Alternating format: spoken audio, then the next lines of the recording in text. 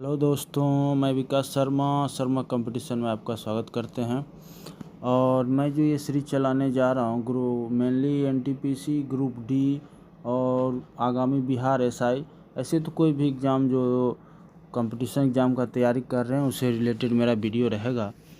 तो student life में time का बहुत ही वैल्यू होता है, तो विदाउट लॉस्टिंग योर टाइम और ये स्टार्ट करते हैं आज का वीडियो। तो फर्स्ट क्वेश्चन जैसा कि स्क्रीन पर आप देख रहे हैं, पुष्प किसका रूपांतरण है? तो पुष्प जो है सो प्रांकुर का रूपांतरण है। पुष्प प्रांकुर का रूपांतरण है। आगे बढ़ते हैं, किस रोग का पता लगाने के लिए एलिसा परीक्षण होता है? तो ये आप लोग जानते ही होंगे, एड्स से संबंधित है। एड्स एक वायरस जनित रोग है। आगे बढ़ते हैं, पुष्पों के खिलने एवं बंद होने की क्रिया कहलाती है। तो पुष्पों के खिलने एवं बंद होने की प्रक्रिया अनुकुंचन कहलाती है। तो आगे बढ़ते हैं, दाढ़ी मूंछों का निकलना किस हार्मोन से संबंधित है? तो ये आप जान सकते हैं, टेस्टोस्टेरोन। ये मेल हार्मोन है। टेस्टोस्टेरोन मेल हार्मोन है। और आगे बढ़ते हैं, लकवा किस विटामिन की कमी के कारण होता है? तो लकवा बताना चाहूँगा, लकवा जो बीमारी है ये विटामिन B3 के कारण होता है। लकवा विटामिन B7 की कमी से लकवा रोग होता है। तो लकवा विटामिन B7 की कमी से होता है। आगे बढ़ते हैं, किस विटामिन की कमी के कारण बाल सफ़ेद होते हैं? तो बाल जो सफ़ेद होता है ये विटामिन B3 के कारण होता है। बाल जो सफ़ेद होता है विटामिन B3 के कारण होता है। फिर आगे बढ़ते हैं, लाल रक्त कण कहाँ उत्पन्न होते हैं? तो लाल रक्त जो कण बनता है ये अस्थि मज्जा में बनता है। लाल रक्त कण और सफ़ेद रक्त कण और ये प्लेटलेट्स, ये तीनों का निर्माण अस्थि मज्जा में होता है। आशा करते हैं बिल्कुल आप लोग को अगर ये वीडियो देखते रहते हैं तो याद होगा। ऐसे तो बुक्स भी पढ़ना ज़रूरी है। यूट्यूब में केवल स्टूडेंट रिवाइज ही कर सकते हैं, तो रिवाइज के लिए मेरा बेस्ट चैनल रहेगा। वीडियो अच्छा लगेगा तो चैनल को सब्सक्राइब जरूर करिएगा, साथ में लाइक भी करिएगा। आगे बढ़ते हैं, लाइसोसोम की खोज की थी D Dubey. Lysosome D Dubey. इस तरह से आप 5 बार 4 बार बोल लेते हैं तो आपका टंग बोले तो जीभ को भी आदत हो जाता है। आपको याद नहीं भी रहने से जैसे लाइसोसोम पढ़ते हैं तो आपको डी दुबे माइंड में खटकने लगेगा। तो इस तरह से आप याद करिए, लाइसोसोम की खोज डी दुबे ने किया है। आगे बढ़ते हैं, मक्का पौधों में परागन होता है। मक्का पौधों में परागन होता है ये वायु परागन के द्वारा मक्का पौधों में परागन होता है। क्या होता है कि परागकोश हवा के द्वारा पराग होता है, हवा के द्वारा परागकण एक फूल से दूसरे फूल में ये परागकण को पहुंचा दिया जाता है, जिसको वायु परागन कहते हैं। कुछ परागन कीटों के द्वारा भी होता है कि परागकण को उठा के ये मादा जननांग में पहुंचा दिया जाता है, जहां से ये परागन होता है। वायु परागन में वायु द्वारा परागन होता है। आगे बढ़ते हैं, कैरोटीन मुख्य भाग है। तो कैरोटीन जो मुख्य भाग है विटामिन ए का, कैरोटीन मुख्य भाग है विटामिन ए का। आगे बढ़ते हैं, कोशिका विभाजन में सहायक है। तो कोशिका विभाजन में कौन सहायक है? सेंट्रोसोम। कोशिका विभाजन में सेंट्रोसोम हेल्प करता है। कोशिका विभाजन सेंट्रोसोम। पाचक में सहायक है। तो पाचक में पित्तरस, जठररस, अग्नाशयी रस, इनमें सभी। इसका जो आंसर होगा इनमें सभी होगा। तो आप लोग जानते हैं कि पित्तरस लीवर में बनता है और शरीर का सबसे बड़ा ग्रंथि लीवर ही है, और पित्तरस लीवर में बनता है और पित्ताशय में जमा हो जाता है। पित्ताशय में जमा हो जाता है, जो कि पित्ताशय ये वसा का पाचन में ये महत्वपूर्ण भूमिका निभाता है। पित्तरस, इसको याद रखिएगा, इस तरह का क्वेश्चन डायरेक्ट पूछ लिया जाता है। तो पित्तरस का निर्माण यकृत में, लीवर में भी वही सेम नाम है, निर्माण होता है और पित्ताशय में जाके स्टोर हो जाता है। आगे बढ़ते हैं। शरीर के किस भाग में पित्त का निर्माण होता है? तो पित्त का निर्माण यकृत, लीवर में होता है। लिपिड क्या है? तो लिपिड एस्टर होता है, इसको इतना ही याद रखना है। लिपिड क्या है? एस्टर है। आगे बढ़ते हैं। क्वेश्चन नंबर 15 को देखते हैं। कैंसर के इलाज में किस ड्रग का प्रयोग किया जाता है? तो कैंसर के इलाज में इंटरफेरोन ड्रग का इलाज किया जाता है। मैं चाहूँगा इंटरफेरोन ड्रग्स का प्रयोग किया जाता है। कैंसर का इलाज इंटरफेरोन, कैंसर का इलाज इंटरफेरोन। इस तरह का क्वेश्चन प्रीवियस ईयर में भी पूछा गया है, तो इसको ध्यान में रखिएगा। लेजर की खोज किसने की? तो लेजर की खोज मेमेह ने किया है। लेजर की खोज मेमेह ने किया है। लेजर की खोज मेमेह ने किया है।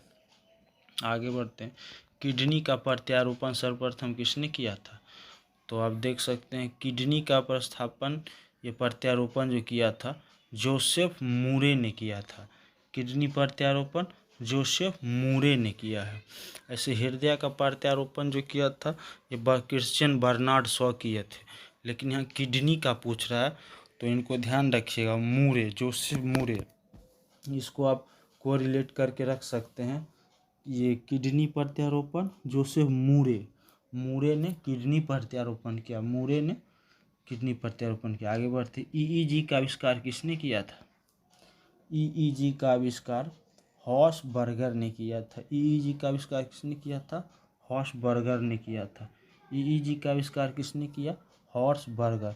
एक ईसीजी होता है जो हृदय जांच से संबंधित है, हृदय जांच से संबंधित ईसीजी, और ईईजी जो कि मस्तिष्क जांच से होता है। मस्तिष्क में कोई बीमारी का पता लगाया जाता है, ईईजी बोलते हैं। ईसीजी हृदय से संबंधित है, ईईजी मस्तिष्क से संबंधित है। इसको ध्यान रखिएगा, इस तरह का क्वेश्चन डायरेक्ट पूछ लिया जाता है। तो आगे बढ़ते हैं। भारत में सर्वप्रथम किस वर्ष एड्स की पहचान की गई? तो भैया एड्स की पहचान 1986 में की गई। भारत में सर्वप्रथम एड्स की पहचान 1986 में की गई। इस तरह का क्वेश्चन पढ़ने में बहुत ही आसान लगता है, लेकिन और ये गलती हो जाता है। तो इस तरह का क्वेश्चन को भी आपको ध्यान रखना है। आपको यही सोचना है कि प्रिपरेशन के दौरान कोई भी, अभी तो रेलवे ग्रुप डी भी एक टफ ही माना जाता है, तो हर एक क्वेश्चन आपके लिए इम्पोर्टेंट है।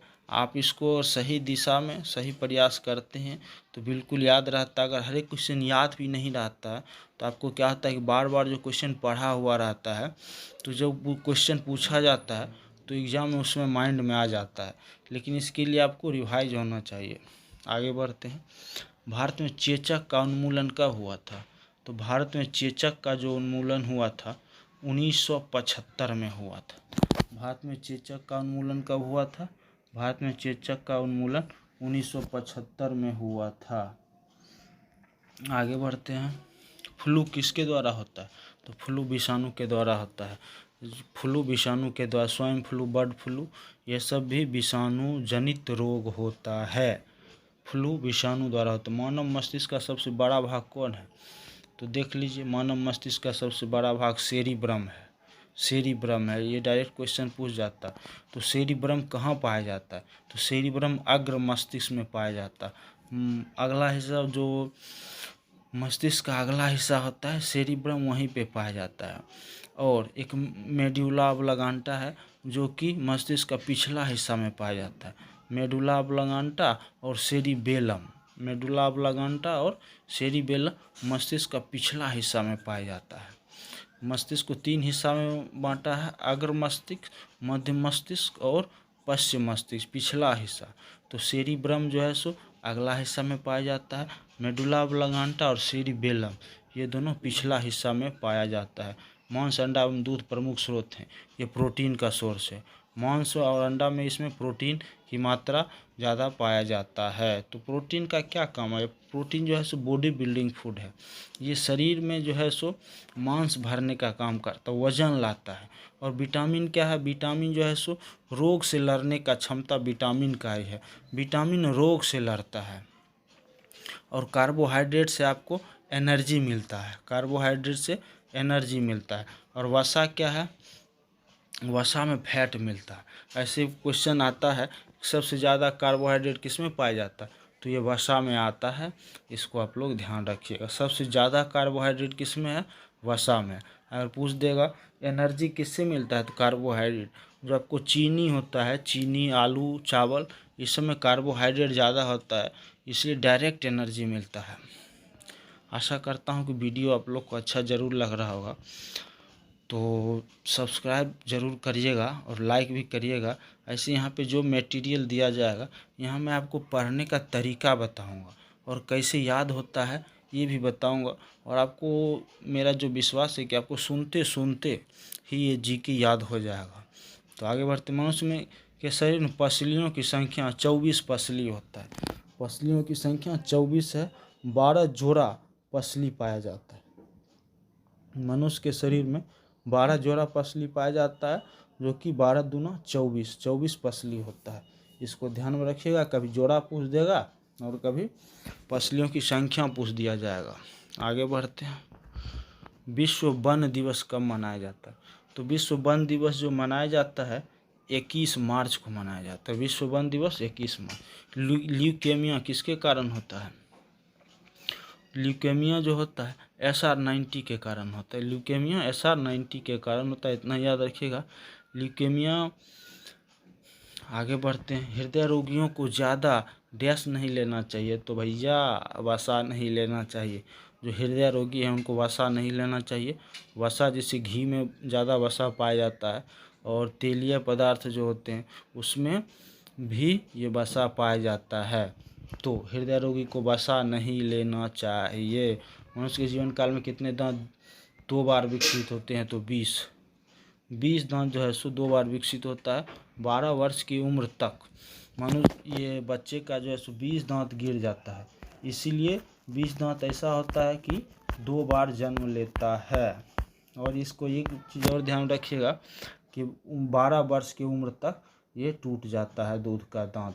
ये एग्जाम में ये क्वेश्चन पूछा गया है, दूध का दांत कितना उम्र तक गिर जाता है, तो 12 वर्ष 20 दांत दोबारा जन्म लेता है। इंसुलिन प्राप्त होते हैं डलिया की जड़ों से, इंसुलिन प्राप्त होते हैं डलिया की जड़ों से। निषेचन की प्रक्रिया कहाँ पर होती है, हाँ, तो निषेचन की प्रक्रिया अंडवाहिनी में होती है। निषेचन की प्रक्रिया अंडवाहिनी में, इंग्लिश में बोले तो फैलोपियन ट्यूब में। ध्यान में रखिएगा, अंडवाहिनी, फैलोपियन ट्यूब। निषेचन में क्या होता है, निषेचन में नर से शुक्राणु और मादा से अंडाणु, ये दोनों जब मिलते हैं फैलोपियन ट्यूब में ही मिलते हैं, अंडवाहिनी में ये मिलते हैं, तो वहाँ से जाके ये बच्चे का या भ्रूण का निर्माण होता है। तो इसको ध्यान रखिएगा, निषेचन अंडवाहिनी फैलोपियन ट्यूब में पूरा होता है। आगे बढ़ते हैं। मानव के शरीर में सबसे प्रचुर मात्रा में तत्व है। मानव शरीर में सबसे ज़्यादा ऑक्सीजन है।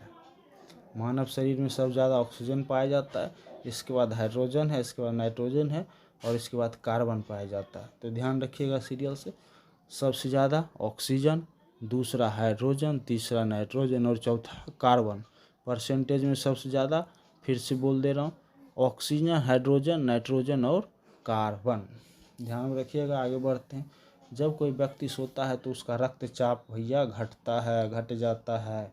ब्लड प्रेशर, सोने से जब शरीर नॉर्मल हो जाता है तो कॉमनली आप लोग सोच सकते हैं कि ब्लड प्रेशर घट जाता है, ब्लड प्रेशर घट जाता है। मानव शरीर में यूरिया की अधिकतम मात्रा पाई जाती है मूत्र में। मूत्र में मानव शरीर में ये यूरिया की अधिकतम मात्रा पाई जाती है। आगे बढ़ते हैं। कपास के रेशे मिलते हैं, तो कपास के रेशे जो मिलते हैं, कपास के रेशे बीजों से प्राप्त होता है। कपास के रेशे बीजों से प्राप्त होता है।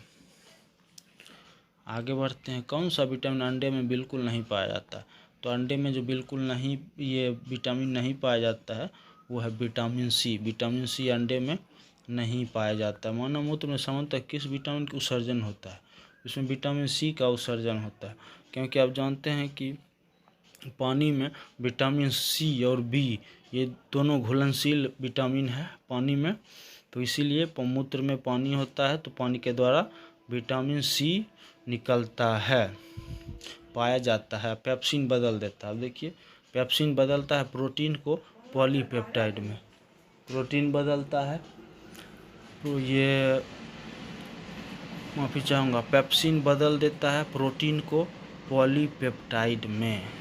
पेप्सिन आप इस तरह से कोरिलेट कर सकते हैं, pepsin protein polypeptide, pepsin protein polypeptide, pepsin protein polypeptide. इस तरह से आप बिल्कुल याद रहेगा। एक दो बार वीडियो देख लीजिए और बुक से भी पढ़िए, बुक में भी लिखा हुआ है, वहाँ पे देखिए, आपको बिल्कुल याद रहेगा।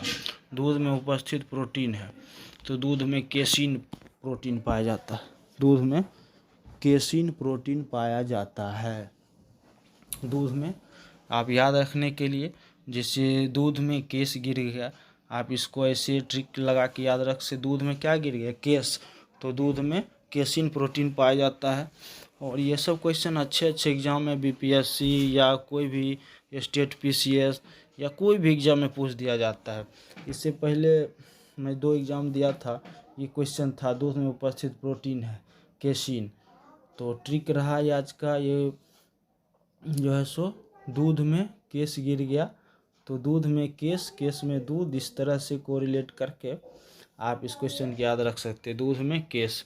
जहरीले पदार्थों को कहा जाता है टॉक्सिन, जहरीले पदार्थों को टॉक्सिन कहा जाता है। आगे बढ़ते हैं। सिल्क उद्योग संबंधित है सेरीकल्चर। अभी बिहार एसआई का मेंस में भी ये क्वेश्चन पूछा गया था, सिल्क उद्योग, ये सेरीकल्चर, सिल्क उद्योग, सेरीकल्चर, माफ़ी चाहूँगा, ये एक बार मैं इसको चेक कर ले रहा हूँ, यह सही है। सिल्क उद्योग सेरीकल्चर से संबंधित है। कोशिका में ऊर्जा संचित रहती है एटीपी के रूप में, कोशिका में ऊर्जा जो संचित रहती है एटीपी के रूप में, कोशिका में ऊर्जा एटीपी, इसका फुल फॉर्म होता है एडिनोसिन ट्राइफॉस्फेट, एडिनोसिन ट्राइफॉस्फेट। इससे पहले ये टीसीएस का जो एग्ज़ाम हुआ था, इसमें पूछ दिया था एटीपी में पी क्या है, तो पी फॉस्फेट है, पी फॉस्फेट है, तो इसको ध्यान में रखिएगा, एटीपी में पी फॉस्फेट है। आगे बढ़ते हैं। तो आज तो यहीं पे ये सेट का यहीं पे क्वेश्चन ये समाप्त हो रहा है। तो आप 1-2 बार अगर इस वीडियो को देखते हैं तो बिल्कुल वीडियो याद हो जाएगा। और इसी तरह मेरा मुख्य उद्देश्य यही रहेगा कि आपको ये सुनकर ही याद हो जाए। ये जो वीडियो बनाने का उद्देश्य है, आप बुक तो पढ़ेंगे ही घर में, आपको यहाँ पे सुनकर याद होगा और यहाँ पे रिवाइज होगा। तो आशा करता हूँ वीडियो अच्छा लगेगा। शेयर, लाइक, सब्सक्राइब करिए। तो अभी तक के लिए ये धन्यवाद।